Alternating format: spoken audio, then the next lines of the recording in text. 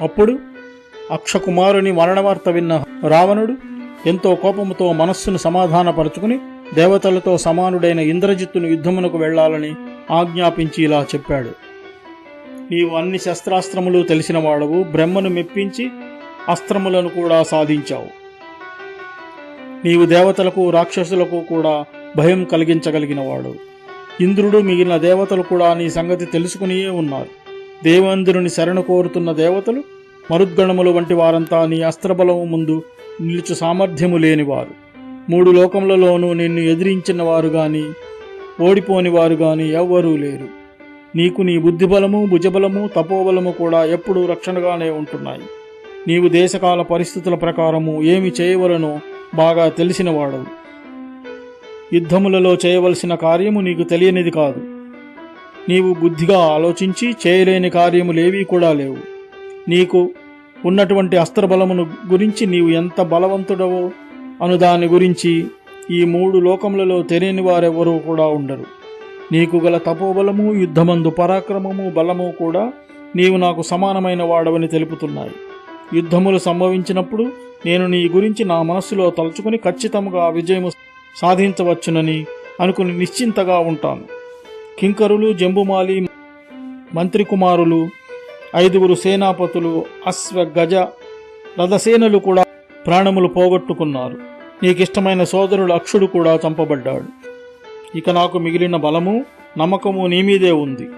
ఆ వానరుని యొక్క బలపరాక్రమములు, బుద్ధిబలము వంటివన్నీ చూసి నీ యొక్క బలపరాక్రమములను కూడా దృష్టి అందు ఉంచుకుని అందుకు తగిన విధముగా నీ శక్తియుక్తులను చేసి వేగముగా విజృంభించవలెను.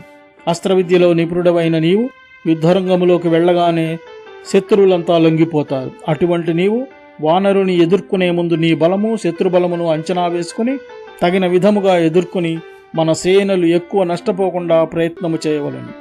ఆ వానరుడు ఎంతో వేగము, పెద్దదైన శరీరము కలిగి అగ్నిలాగా ఉన్నాడు. అతనిని పిడికిలితో చంపలేము. మన సేనలన్నీ కూడా అతని నుండి మనను రక్షించలేవు. వజ్రాయుధము పనిచేయదు, దానిని ఉపయోగించవద్దు. అందుచేత బాగుగా ఆలోచించి ఈ వానర శత్రువును జయించడానికి బ్రహ్మదేవుడిచ్చిన బ్రహ్మాస్త్రమును గుర్తుకు తెచ్చుకుని దానినే స్మరిస్తూ ధనస్సుతో వెళ్ళి ఎటువంటి ఇబ్బంది లేకుండా యుద్ధం ప్రారంభించవలెను. ఇలా నిన్ను యుద్ధమునకు పంపటమనే ఆలోచన కూడా సరైనది కాదు. కానీ క్షత్రియ రాజధర్మముల ప్రకారము ఇది సరి అయినది. యుద్ధరంగములో విజయము పొందాలని కోరుకోవటమే కాదు, అక్కడ ఉపయోగించాల్సిన ఆయుధములలో నేర్పు, పట్టు కూడా ఉండవలనన్నది కూడా రాజధర్మమే. ఇంద్రజిత్తు తన తండ్రి మాటలను విని ఏ మాత్రము దీనముగా లేకుండా ఉత్సాహముగా యుద్ధము చేయుటకు వెళ్లాలని నిర్ణయించుకుని ప్రభువైన రావణునికి ప్రదక్షిణము చేశాడు. అప్పుడు తనకు ఇష్టమైన వాళ్ళందరూ తనను పొగుడుతుండగా యుద్ధానికి గర్వముగా బయలుదేరాడు. అలా రావణుని కుమారుడైన ఇంద్రజిత్తు ఎంతో బలశాలి అయినవాడు పర్వదినములలోని సముద్రములాగా ఉప్పొంగిపోయి బయలుదేరాడు. ఇంద్రజిత్తు పరాక్రమములో ఇంద్రునికి సమానమైనవాడు. అతని రథము ఎంతో వేగముగా మధ్యలో వచ్చే అడ్డంకులన్నీ దాటుకుని వెళ్ళగలుగుతుంది. ఆ రథానికి తెల్లని తీక్షణమైన దంతములున్న 4 సింహాలు పూంచబడి ఉన్నాయి. శస్త్రాస్త్రములు తెలిసిన వీరుడైన ఇంద్రజిత్తు ఆ రథము పైన హనుమంతుడున్న ప్రాంతమునకు బయలుదేరాడు. హనుమంతుడు ఆ రథ శబ్దములను, ఇంద్రజిత్తు చేసిన ధనుష్టంకారమును విని ఆనందించగా ఇంద్రజిత్తు వాడి అయిన బాణములు, ధనస్సుతో యుద్ధానికి సిద్ధమయ్యాడు.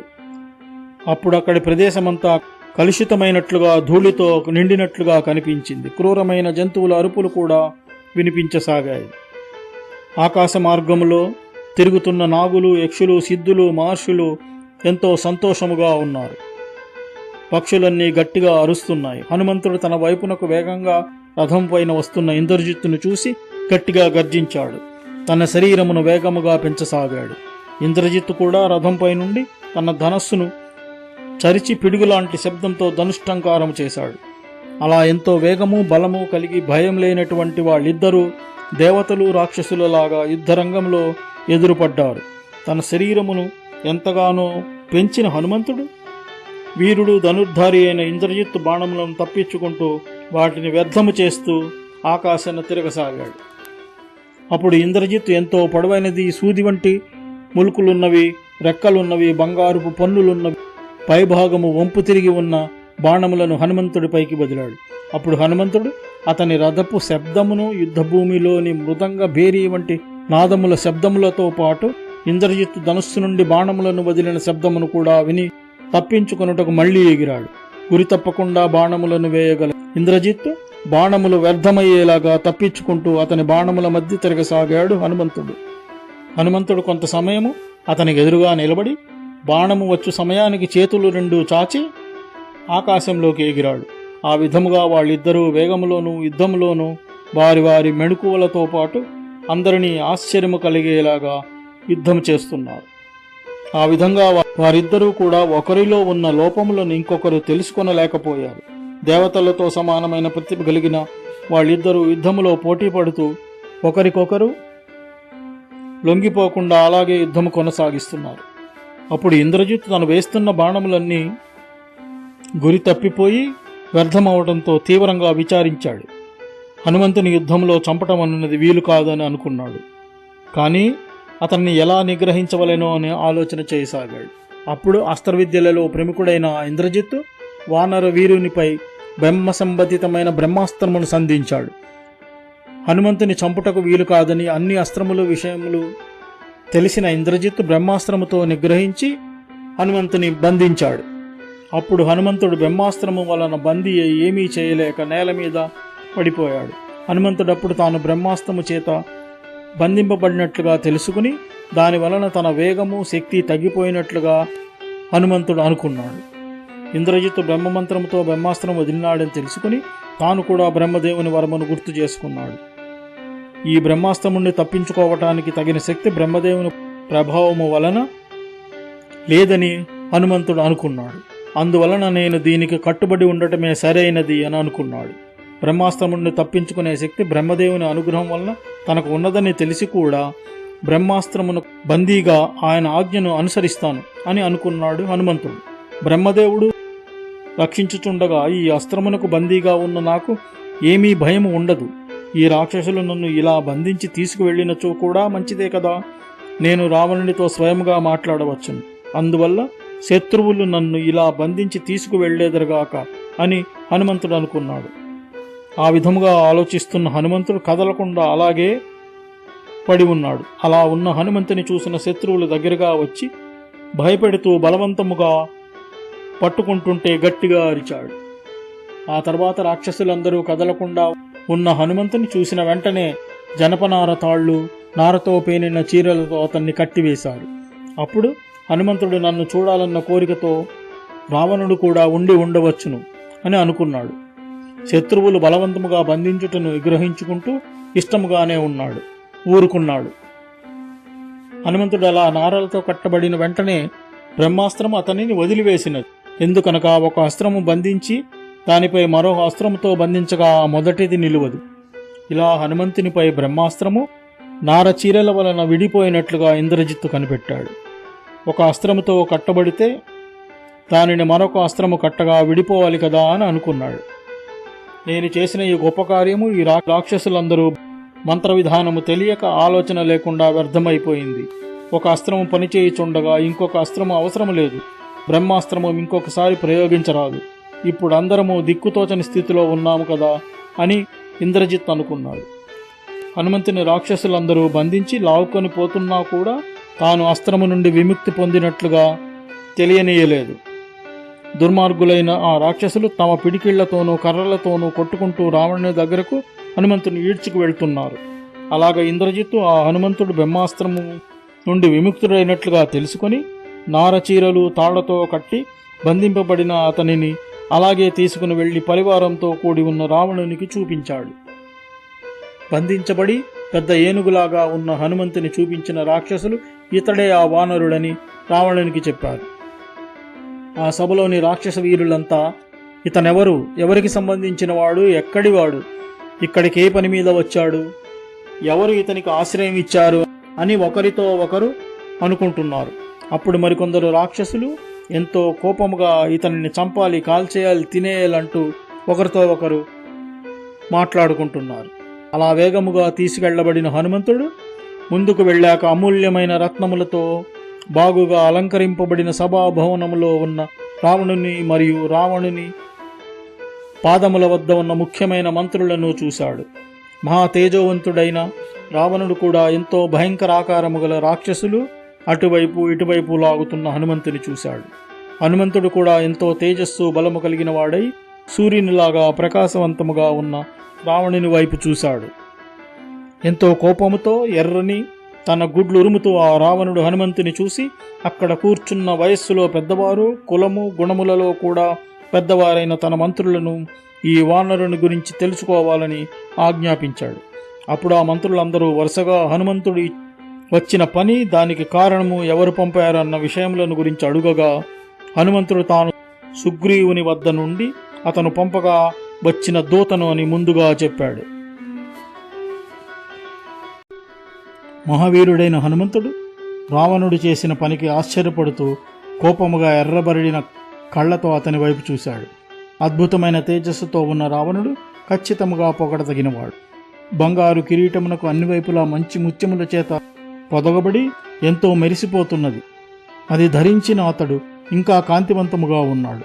రావణుడు విచిత్రములైన ఎన్నో బంగారు ఆభరణములను, వజ్రములు, మణులు వంటి వాటితో పొదిగి కోరుకున్న విధముగా తయారు చేయబడినట్లుగా ఉన్న వాటిని అలంకరించుకుని ఉన్నాడు. అతడు ఎంతో విలువైన పట్టు వస్త్రములను ధరించి ఎర్ర చందనము శరీరమంతా పూసుకుని అనేకమైన ఆకృతులు, త్రిపుండ్రములు వంటిపైన రంగురంగులతో చిత్రించబడి ఉన్నాడు.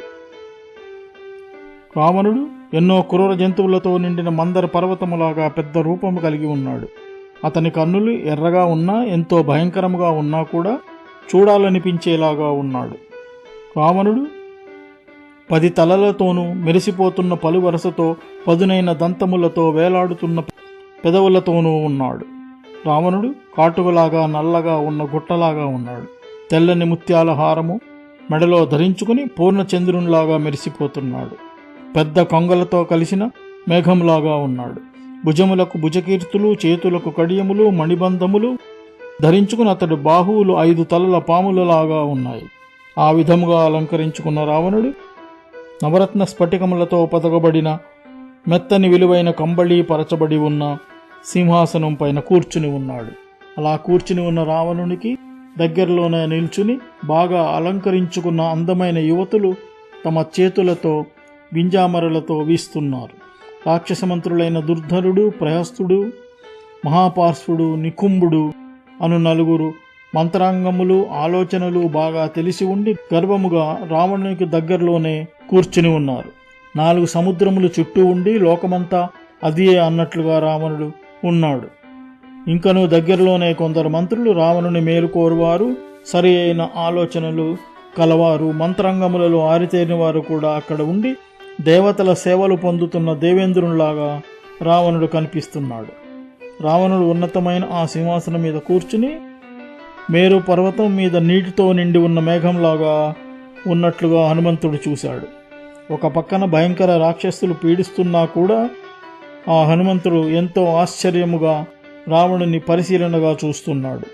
అలా చూస్తున్న హనుమంతుడు రావణుని యొక్క తేజస్సును చూసి ఎంతో ఆకర్షింపబడి తన మనస్సులో, ఆహా, ఇతని రూపము ఎంత గొప్పగా ఉన్నది, ఎంతటి తిరుగులేని ధైర్యము, బలము, తేజస్వి కలిగి ఉన్నాడో కదా, అన్ని లక్ష్యములు ఒక చోటయే ఉండటం ఎంత ఆశ్చర్యకరమో కదా అని అనుకున్నాడు. కానీ ఇతనిలో ఉన్న అధర్మము లేకపోయినట్లయితే ఈ రాక్షసరాజు దేవలోకానికే ప్రభువు అయ్యేవాడు కదా.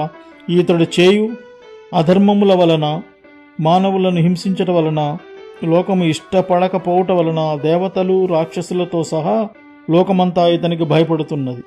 ఇతడు కోపగించితే లోకమంతటినీ సముద్రంలో ముంచివేయగలడు. రావణుని యొక్క ప్రాభవమును, పరాక్రమమును చూసిన హనుమంతుడు ఇలా రకరకములుగా ఆలోచిస్తున్నాడు. మహాబాహువు, లోకములను పీడించేవాడైన రావణునికి ఎదురుగా నిలబడి ఉన్న ఎంతో తేజస్సుతో ఉన్న ఆ వానరుని చూసి ఎంతో కోపముతో మనస్సులో ఎన్నో అనుమానములు కలుగగా ఆలోచిస్తూ, ఇంతకుముందు కైలాసము కదిల్చేటప్పుడు కోపముతో నాకు శాపమిచ్చిన నందీశ్వరుడే ఈ రూపములో వచ్చాడా, లేక బాణాసురుడు ఈ రూపంలో వచ్చాడా అని అనుకున్నాడు. రావణుడు పట్టలేనంత కోపముతో కళ్ళెరజేసి తన ముఖ్యుడైన మంత్రి ప్రహస్తునితో సమయానికి తగినట్లుగాను, క్లుప్తముగాను, అర్థవంతముగాను ఇలా చెప్పాడు. ఈ దురాత్ముడు ఎక్కడి నుండి వచ్చాడు, వచ్చిన కారణము, మన వనమెందుకు నాశనము చేశాడు? రాక్షస స్త్రీలను ఎందుకు భయపెట్టాడు? వీనికి ఎటువంటి ప్రయోజనం ఉంది అనే విషయములను అడగమని చెప్పాడు. ఎటువంటి ప్రయోజనము కోసము ఎవరు రాలేనటువంటి నా నగరమునకు వచ్చి ఎందుకు ఈ విధముగా యుద్ధం చేశాడో అడగమని రావణుడు చెప్పాడు. అది విన్న ప్రహస్తుడు, ఓ వానరుడా, నీవు భయపడొద్దు, కంగారు పడవద్దు, నీకంతా మంచియే జరుగుతుంది. ఇంద్రుడు కనుక నిన్ను ఈ లంకకు పంపించి ఉన్నట్లయితే నిజము చెప్పుము. మా నగరములోనికి ఇలా గూఢచారిలాగా నిన్ను పంపినది కుబేరుడా, యముడా, వరుణుడా? లేకపోతే విజయం పొందాలని విష్ణువు పంపాడా? ఏ సంగతి భయపడకుండా చెబితే నిన్ను విడిచిపెట్టి వేస్తాము.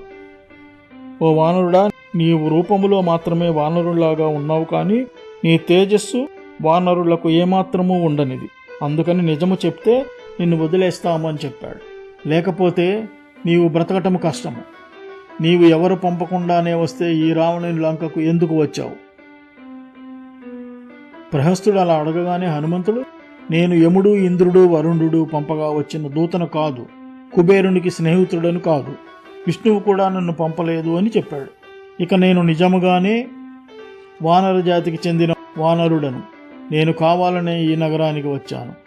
నీ దర్శనం ఎంతో కష్టమైనది కాబట్టి నిన్ను చూడాలన్న కోరిక తీర్చుకొనుటకు ఆ వనము నాశనము చేశాను. అప్పుడు బలవంతులైన ఆ రాక్షసులు యుద్ధం చేయాలన్న కోరికతోనే నా మీదకు రావటము వలన నేను నా దేహరక్షణ కోసం మాత్రమే వారితో పోరాడవలసి వచ్చినది. నేను కూడా బ్రహ్మదేవుని నుండి ఒక వరం పొందాను.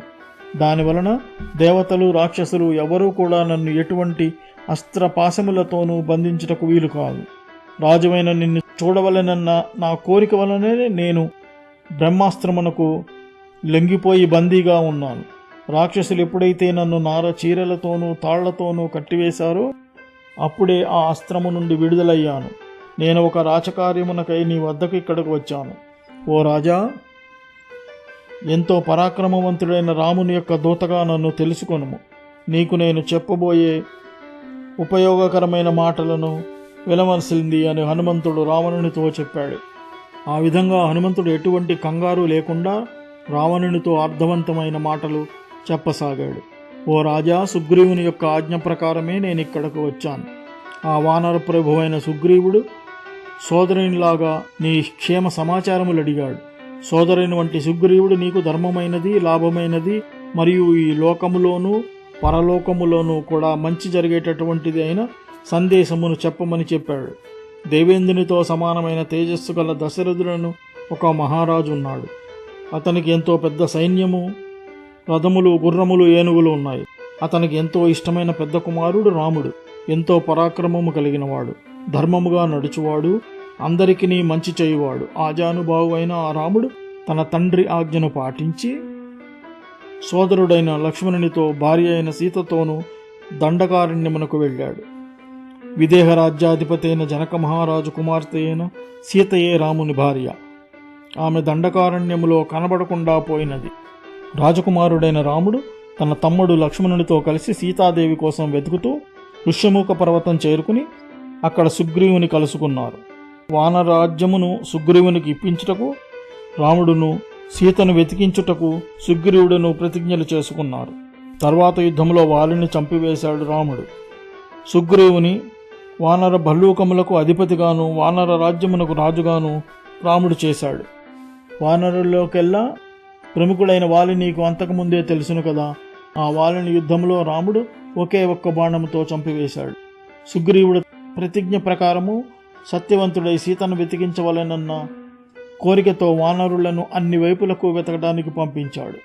అలా లక్షల మంది వానరులు అన్ని వైపులకు, పాతాళము, ఆకాశము, భూమి మీద సీత కోసం వెతుకుతున్నారు. వారిలో కొందరు గరుత్మంతునికి సమానమైన వానరులు, మరికొందరు వాయువు వంటి వేగము గల వానరులు. కొందరైతే ఎటువంటి అడ్డంకులు లేకుండా ఎక్కడికైనా వేగముగా వెంటనే వెళ్ళగలిగే మహాబలవంతులైన వానరులు కూడా ఉన్నారు. నేనైతే వాయుదేవుని పుత్రుడైన హనుమంతుడను పేరు గలవాడను.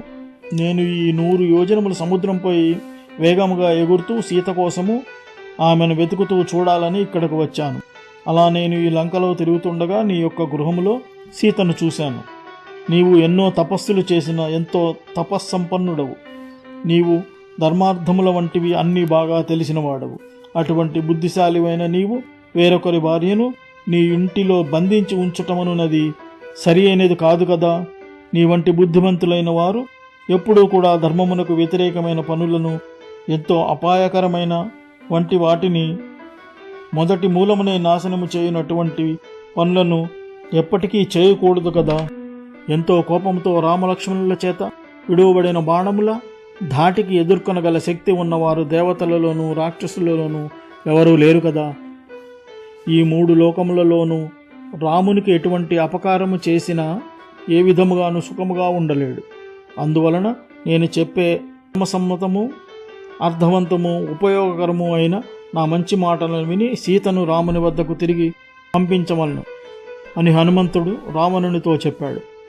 ఎవరికీ సాధ్యము కానటువంటి సీతాదేవి యొక్క దర్శనము నాకు ఇక్కడ లభించినది. ఆ తర్వాత మిగిలిన పని ఎలా చేయవలెనో ఆ రాముడే నిశ్చయించగలడు. నీవు తీసుకుని వచ్చిన సీత శోక సముద్రంలో మునిగి ఉండగా నేను చూశాను. ఏ సీతనైతే నీవు అపహరించి తీసుకువచ్చావో ఆమె 5 తలల పాము వంటి అపాయకరమైనదని నీవు తెలుసుకొనలేకపోతున్నావు. ఎంతో విషముతో నిండిన అన్నమును తినిన వారెవరైనా వారి ఎంత జీర్ణశక్తి కలిగి ఉన్నా కూడా దానిని జీర్ణము చేసుకొనలేరు. అలాగే ఎంతటి బలపరాక్రమములు ఉన్నవారైనా కూడా సీతాదేవిని వశము చేసుకొనలేరు. నీవు ఎన్నో తపస్సులు చేసి సంపాదించిన ఫలితములు, దీర్ఘ ఆయుర్దాయము వంటివన్నీ కూడా రాముని వలన నశింప చేసుకొనుట నీకు సరి అయినది కాదు. నీవు చేసిన తపస్సుల ఫలితముగా దేవతలతోనూ రాక్షసులతోనూ మరణము కలగకుండా ఉండేలాగా వరములు పొందావు కదా. అయినా కూడా ఆ వరము వ్యర్థము అవటానికి కారణము కూడా ఉన్నది. దేవతలు, అసురులు, రాక్షసులు, దానవులు, గంధర్వులు, యక్షులు, నాగులు వంటి వారి జాతులకు చెందినవాడు కాదు కదా ఈ సుగ్రీవుడు. మరి అతని నుండి నీ ప్రాణములను ఏ విధంగా రక్షించుకోగలుగుతావు? ధర్మఫలము ఎప్పుడు అధర్మఫలమైన ఫలముతో కలిసి ఉండదు. ధర్మము ఎప్పుడు మంచి ఫలితములను, అధర్మం ఎప్పుడు చెడు ఫలితములను మాత్రమే ఇస్తాయి. ధర్మముగా ఉండటము చేత అధర్మ కార్యముల యొక్క ఫలితములు నశించకపోగా అధర్మ ఫలితములు తప్పక అనుభవించవలసి ఉంటుంది. ఆచరించిన ధర్మం వలన ధర్మఫలము పూర్తిగా నీకు లభించి ఇప్పుడు నీవు అధర్మ ఫలితములను పొందబోతున్నావు. తొందరలోనే పొందబోతున్నావు అను దానికి ఎటువంటి సందేహము లేదని హనుమంతుడు చెప్పాడు. దండకారణ్యములో రాముడు వధించిన రాక్షసులను, చంపిన వాలిని మరియు రామసుగ్రీవుల యొక్క స్నేహము అను విషయములను బాగుగా గుర్తు చేసుకుని ఏది నీకు సరి అయినదో మంచిదో నీవే ఆలోచించుకొను. నేను ఒక్కడినే గుర్రములు, ఏనుగులు, రథములతో కూడిన నీ బలగములను, ఈ లంకను కూడా నాశనము చేయగలను. కానీ దీనికి రాముని యొక్క అనుజ్ఞ లేదు. ఎందుకంటే అక్కడ వానర భల్లూక సమూహముల ముందు రాముడు సీతాదేవిని అపహరించిన శత్రువును చంపివేస్తానని శపథము చేశాడు. రామునికి అపకారము చేసిన వారు ఎవరైనా చివరకు సాక్షాత్తు దేవేంద్రుడైనా కూడా సుఖముగా ఉండలేడు. ఇక నీ వంటి సాధారణమైన వాని గురించి ఏం చెప్పాలి? ఎవరినైతే నీవు బంధించావో, ఎవరినైతే సీత అనుకుంటున్నావో ఆమె ఈ లంకను పూర్తిగా నాశనము చేయగల కాళరాత్రి అని తెలుసుకొనుము. అందుచేత మానవ రూపంలో ఉన్న సీతాదేవి అను కాలపాశమును నీకు నీవే మెడకు చుట్టుకుంటున్నావు. కాబట్టి క్షేమముగా ఎలా ఉంటావో ఆలోచించుకో. విశాలమైన వీధులు, ఎత్తైన కోటలు, బురుజులు ఉన్న ఈ లంకానగరము సీత యొక్క శక్తి, తేజస్సు వల్ల బూడిద కాబోతున్నది. రాముని కోపము తోడై లంక భగ్గుమని మంటలలో కాలిపోబోతున్నది. నీ బంధుమిత్రులు, మంత్రులు, సోదరులు, కుమారులు, హితులు, భార్యలు, భోగభాగ్యములు అన్నీ కూడా లంకతో పాటే నాశనమయ్యేలాగా చేయవద్దు. నేను వానరుడను మరియు రాముని సేవకుడను, దూతను కాబట్టి నేను చెబుతున్న నిజమైన మాటలను నీవు వినవలెను. ఎంతో గొప్ప కీర్తిగల రాముడు పంచభూతములతో ఉన్న చరాచరమైన వాటన్నింటినీ, సకల ప్రాణులను కూడా అంతము చేసి వెంటనే మళ్ళీ అన్నింటినీ సృష్టించే సామర్థ్యం కలిగినవాడు. దేవాసురులలో, రాక్షసులలో, యక్ష, నాగ, సిద్ధు, కిన్నెర, గంధర్వ, విద్యాధర జాతులలో కూడా, పక్షుల్లో గాని ఏ ఇతర ప్రాణులలో గాని రాముని ఎదిరించి పోరాడగలవారు ఏ దేశంలోనూ ఏ కాలంలోనూ కూడా సమర్థులైన వారు లేరు. రాజశ్రేష్ఠుడు అన్ని లోకములకు ప్రభువైన రామునికి ఇటువంటి ఘోరమైన అపకారమును చేసిన నీకు జీవితమే దుర్లభమైనది. నీవు జీవించుండుట కష్టమైనదే. రాముని ఎదుట దేవతలు, దైత్యులు, గంధర్వ విద్యాధర నాగయక్షులు అంతా ముల్లోకములకు ప్రభువైన రామునితో యుద్ధములో ఎవరూ నిలవలేరు. యుద్ధములో రాముడు చంపాలనుకున్న వాళ్ళని బ్రహ్మదేవుడు గాని, త్రినేత్రుడైన రుద్రుడు గాని, ఐశ్వర్యవంతుడు దేవతల ప్రభు అయిన మహేంద్రుడు గాని రక్షించలేరు. ఆ విధముగా ఎటువంటి భయం లేకుండా కారణములతో పాటు చెప్పిన హనుమంతుని మాటలను తనకెంతో వ్యతిరేకముగా ఉన్న వాటిని విన్న రావణుడు ఎంతో కోపముతో కళ్ళెర్రబడి గుడ్లురిమి చూస్తూ ఈ వానరుణ్ణి చంపివేయండని గట్టిగా అరుస్తూ ఆజ్ఞాపించాడు. ఆ విధముగా చెప్పిన హనుమంతుని మాటలు విన్న రావణుడు కోపముగా అతన్ని చంపమని ఆజ్ఞాపించాడు. దుర్మార్గుడైన రావణుడు అలా ఆజ్ఞాపించగానే విభీషణుడు దూతగా వచ్చినవాడు చేయవలసిన పనియే చెప్పమన్న విషయములను చెప్పటమే కాబట్టి కర్తవ్యమును పూర్తి చేసిన వానిని చంపుటకు అంగీకరించలేదు.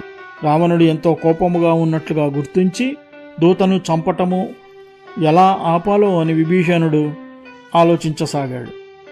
విభీషణుడు బాగా ఆలోచించుకొని తన పూజ్యుడైన అన్నగారితో ఎంతో మర్యాదగా మంచి మాటలను ఇలా చెప్పాడు. ఓ రాక్షసరాజా, దయచేసి కోపమును వదులుకుని నేను చెప్పేది వినుము. అన్ని విషయముల మంచి చెడులు తెలిసిన ఉత్తమమైన రాజశ్రేష్ఠులు దూతలను చంపివేయరు. ఓ వీరుడా, దూతను చంపటమనున్నది రాజధర్మము కాదు. ఇంకను అది అందరూ వ్యతిరేకించినటువంటి పని కాబట్టి అది నీకు చేయదగినది కానే కాదు. నీవు ధర్మమును తెలిసి పాటించువాడవు, రాజధర్మములలో పండితుడవు, ప్రాణులలో గల మంచి చెడ్డలను తెలుసుకొనగలిగిన వాడవు. కావున నీకు తెలియని పరమార్థములేవీ లేవు. అటువంటి జ్ఞానివైన నీవే కోపతాపములకు లోనైనట్లయితే ఆ విషయ పరిజ్ఞానం పొందటము అంతా కేవలము అనవసరమైన శ్రమయే అవుతుంది కదా. ఎదురులేని ఓ రాక్షసరాజా, అందువలన సరి అయినది సరికానిది అన్న విషయములను బాగా ఆలోచించి దూత యొక్క శిక్షను విధించవలెను. ఈ విభీషణుని మాటలను విన్న రావణుడు కోపముతో పాపాత్ములను శిక్షించటం వలన ఎటువంటి పాపము రాదు, పాపములను చేసిన ఈ వానరుని చంపివేయవలెను అన్నాడు. కోపము వల్లనే అధర్మం మొదలయ్యేది. ఓ రాక్షసరాజా, క్షమించుము. ధర్మముతో కూడి ఉన్న నా మాట వినుము. ఏ దేశములో గాని ఈ కాలములో గాని దూతలను చంపకూడదని ఎప్పుడూ సత్పురుషులు చెబుతూనే ఉన్నారు. ఈ వానర శత్రువు ఎక్కువగానే మనకు నష్టము కలిగించాడు.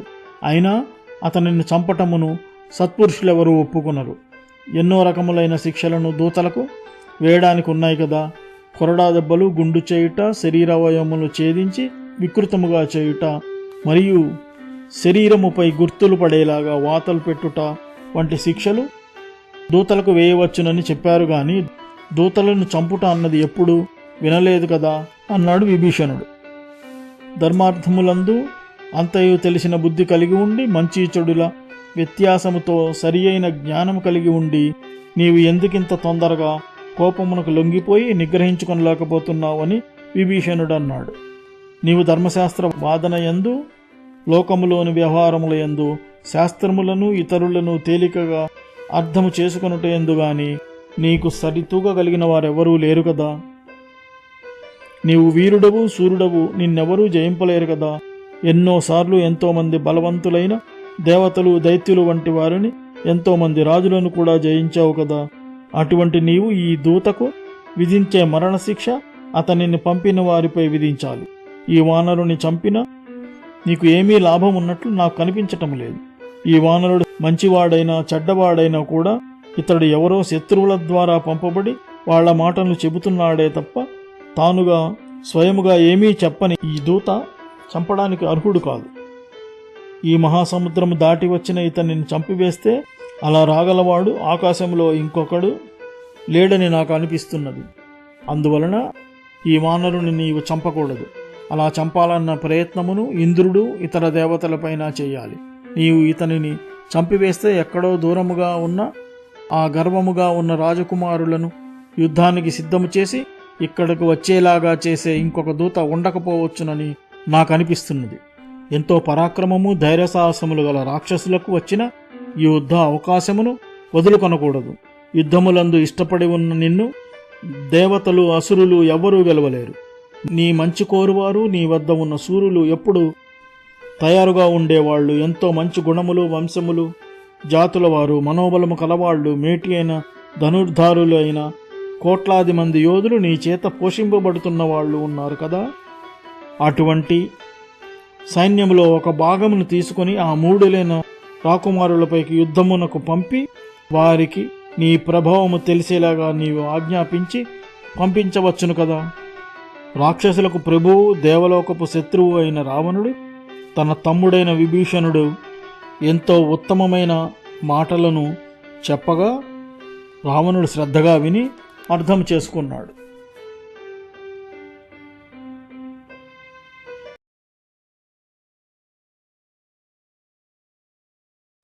ఆ విధముగా విభీషణుడు దేశకాల పరిస్థితులకు తగినట్లుగా చెప్పిన మాటలను విన్న రావణుడు ఆలోచించి, నీవు చెప్పినదంతా బాగున్నది, దూతను చంపటము మనలను నిందించినట్లుగానే ఉన్నది, అందుకని వీనికి మరణదండన కాకుండా వేరే ఏదైనా శిక్ష తప్పకుండా వేసి తీరాలి అని అన్నాడు. వానరులకు తోక ఒక ముఖ్యమైన అలంకారమైన అవయవము కాబట్టి ఆ తోకకు నిప్పు అంటించి ఊరేగించమని రావణుడు ఆజ్ఞాపించాడు. ఆ కాలిన తోకతోనే వీడు తిరిగి వెళ్ళిపోతాడు. ఆ తరువాత తోక కాలిపోయి అంగవికారముగా దీనుడైన అతనిని అతని మిత్రులు, బంధువులు, బాగా ఇష్టమైన వారందరూ కూడా హేళనగా చూస్తారు. ఈ వానరుని మండుతున్న తోకతో నగరములోని కోడళ్లయందు, వీధులయందు, అన్ని ప్రాంతములలోనూ ఊరేగించమని రావణుడు ఆజ్ఞాపించాడు. ఎంతో కోపముతో ఉన్న ఆ క్రూరమైన రాక్షసులు రావణుని ఆజ్ఞను విని పాతవి, చిరిగినవి నూలు వస్త్రములను హనుమంతుని తోకకు చుట్టసాగారు. వాళ్ళు అలా తోకకు వస్త్రములను చుట్టుతుండగా అగ్నికి ఎండు కట్టెలు దొరికితే ఎలా మండిపోతుందో అలాగా అతని తోక పెరగసాగింది. ఆ రాక్షసులు బట్టలను చుట్టిన తర్వాత తోకను నూనెతో బాగా తడిపి నిప్పు అంటించారు.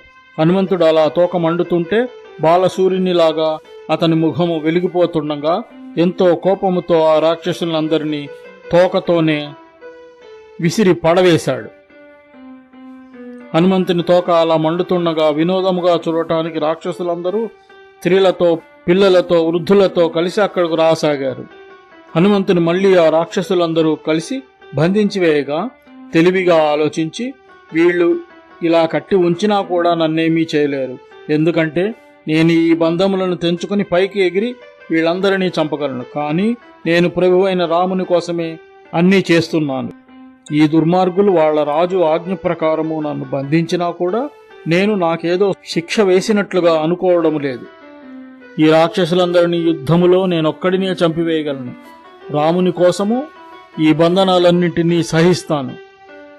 ఈ లంకానగరమును మళ్లీ చూడగలుగుతాను.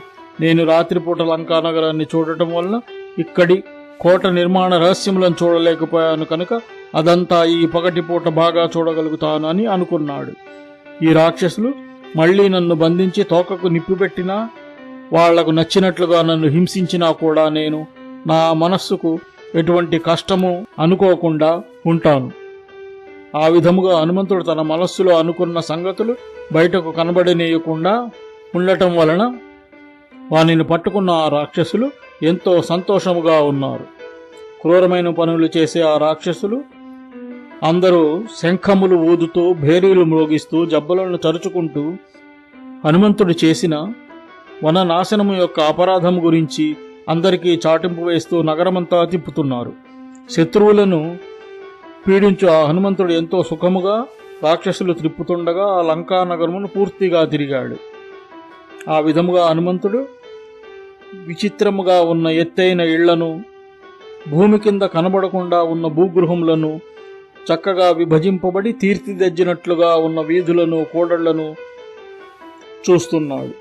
అలాగా ఇక్కడ ఎంతో చిన్నవి, ఇరుకువి అయిన సందులను, కూడళ్లను, బాగా వెడల్పుగా ఉన్న దారులను, చిన్నవిగా ఉన్న దారులను మరియు చిన్న చిన్న ఇళ్లను, ఆకాశానికి తాగుతున్నట్లుగా ఉన్న ఎన్నో అంతస్తులున్న ఎత్తైన భవనములను హనుమంతుడు చూశాడు.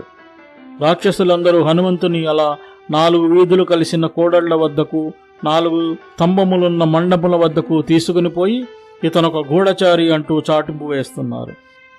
ఎక్కడెక్కడకు అలా హనుమంతుని తీసుకువెళ్తున్నారో ఆయా ప్రాంతములలోని పిల్లలు, స్త్రీలు, వృద్ధులు వంటి వారంతా ఎంతో వింతగా తోక కాల్చబడి ఉన్న ఆ వానరుని చూడాలని ఉత్సాహముగా బయటకు రాసాగారు.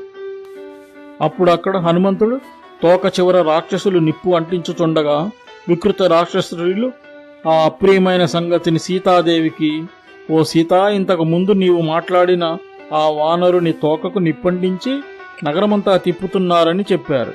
అప్పుడు సీత తనను రావణుడు అపహరించినప్పుడు కలిగిన బాధలాగానే ఈ క్రూరము, అప్రియము అయిన మాటలు విని ఎంతో బాధపడుతూ అగ్నిదేవుని ప్రార్థించసాగింది. హనుమంతునికి క్షేమము కోరుతూ, ఓ అగ్నిదేవా, నేను ప్రతివతనైతే, భర్త సేవ చేసిన దాననైతే, నాకేమైనా తపఫలములు ఉన్నట్లయితే నీవు హనుమంతుని చల్లగా చూడాలని ప్రార్థించినది. ఓ అగ్నిదేవా, రామునికి నాపైన కొద్దిగానైనా దయ ఉన్నట్లయితే, నా అదృష్టము కొద్దిగానైనా మిగిలి ఉన్నట్లయితే ఆ హనుమంతుని చల్లగా చూడాలని కోరింది.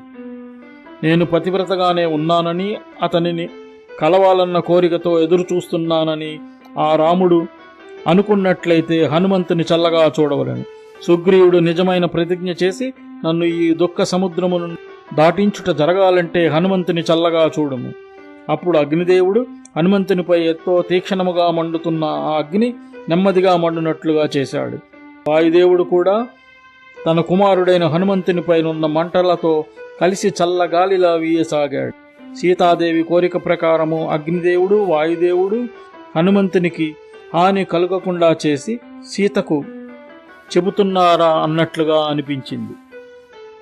హనుమంతుడు తన తోక కాల్చబడినా కూడా మండుతున్న అగ్ని తనను పూర్తిగా ఎందుకు కాల్చివేయటం లేదో కదా అని అనుకున్నాడు.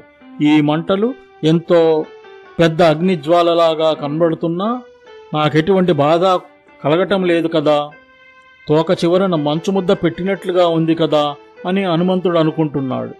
లేకపోతే నేను సముద్రము ఎగిరి వస్తున్నప్పుడు రాముని దయవలన నాకు మైనాక పర్వతము, సముద్రుడు వంటి వారితో పరిచయం ఎంతో ఆశ్చర్యకరముగా జరిగింది కదా. అందువలన మైనాకుడు, సముద్రుడు ఎలాగ రామునికి సహాయం చేయాలని ఎంతో తొందరపడి అనుకున్నారో, ఈ మంట నన్ను కాల్చివేయకుండుటకు అలాగే అగ్నిదేవుడు కూడా అనుకుని ఉండవచ్చుననుటయే దీనికి కారణమని నాకు అనిపిస్తుందని హనుమంతుడు అనుకున్నాడు. రాముని తేజస్సు వలనను, సీతాదేవి దయవలనను, నా తండ్రి వాయుదేవునికి మిత్రుడైన అగ్నిదేవుని వలనను నన్ను ఈ అగ్ని కాల్చివేయడం లేదు అని హనుమంతుడు అనుకున్నాడు. అప్పుడు ఒక క్షణం ఆలోచించి వేగముగా పైకి ఎగిరి గట్టిగా అరిచాడు. అప్పుడు ఎంతో పెద్ద పర్వతంలా ఉన్న లంకానగర ముఖద్వారం వద్దకు, ఆ రాక్షస వీరులకు దూరముగా ఉన్న దాని వద్దకు హనుమంతుడు వెళ్లి తన పెద్ద శరీరమును క్షణములో చిన్నదిగా చేసుకుని కట్టిన కట్లను విదిల్చి వదిలించేసుకున్నాడు. ఆ కట్లన్నీ ఊడిపోగానే తిరిగి తన శరీరమును పర్వతమంత పెద్దదిగా చేసుకుని అన్ని వైపులకు చూసి అక్కడి ముఖద్వారమునకు బిగించి ఉన్న ఇనుప గడియను పీకి దానితో ఆ రాక్షసులందరినీ చంపివేశాడు. యుద్ధములో వీరవిహారము చేసి రాక్షసులందరినీ చంపిన హనుమంతుడు లంక వైపుకు తిరిగి పరీక్షగా చూశాడు.